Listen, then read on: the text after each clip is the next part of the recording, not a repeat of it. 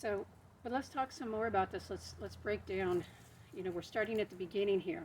So, I think this is good. Even if you are an advanced practitioner of intuition, which there's so few on the planet, honestly, but even if you were, this might be a good review video. You can never get too much of the fundamentals. I can always tell when somebody is truly experienced, when they truly have maybe not completely mastered an art. I can always tell by their expression, in their persona, in their personality, and just their way of being, their energy, by the way they talk about that art. And, the most advanced people rarely call themselves advanced. Okay? I mean, because here's what happens as you advance in any art form, and intuition is one of them. Um, the more quote unquote advanced, or I prefer the word experienced, the more experienced you become in that art form, in that practice, in that path, that the higher up you go, or it's more like a spiral, the deeper you go, the more you realize there is so much more to learn. So you're always new to the path. So if you are new, then that's cool, right? Because even those of us who've been experiencing on the path a long time, we're going to be new again. We'll be new to new aspects of it, is what I'm saying. There's always new things to learn about. Why am I talking about this? Am I just bantering? No. I'm talking about it because one of the main things I see as students and people on this path, as you're trying to open your intuition, there are obstacles, okay? There are obstacles, there are blocks. And most of these blocks are internal. They are the ideas and voices you have about yourself and your limitations. So a lot of people who are newer to the path, maybe you're experiencing this, maybe you're doubting if you have intuition. Like, self-doubt is a big thing. Maybe you're doubting if you could develop your intuition. Maybe you think your intuition is not as good as somebody else's, and that's just simply not true. I mean, it may not be as developed, but you have great innate potential if you are human.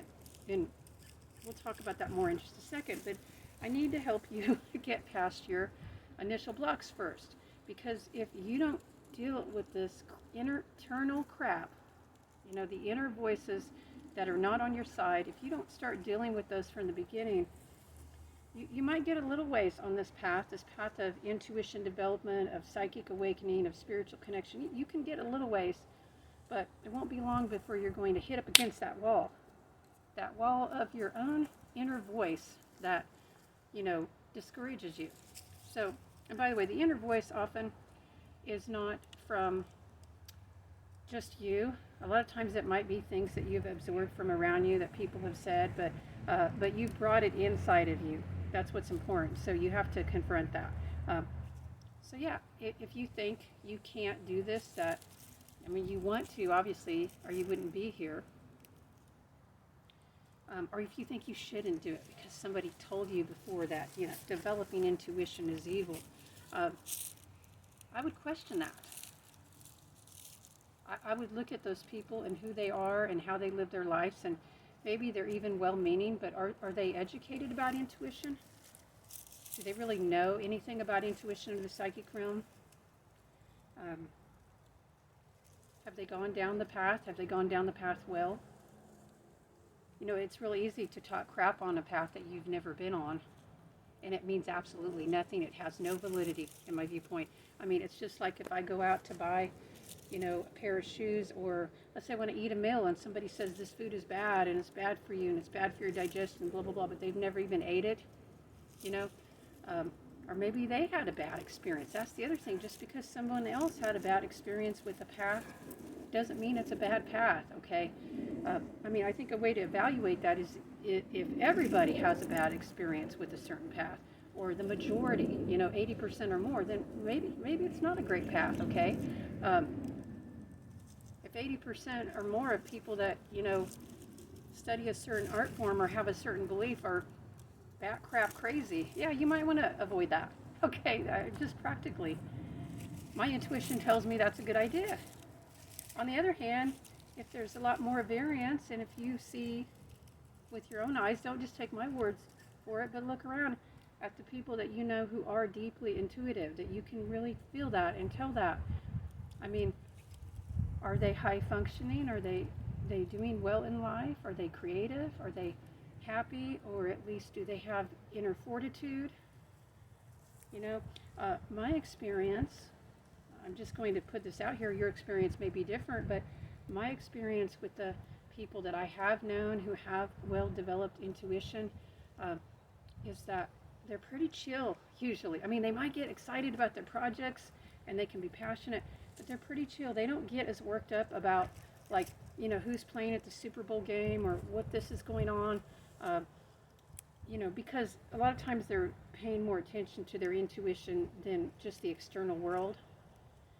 And the external world is like a, you know, video game on steroids. It's just like, it's going to, like many video games, right? It wants to get your attention all the time.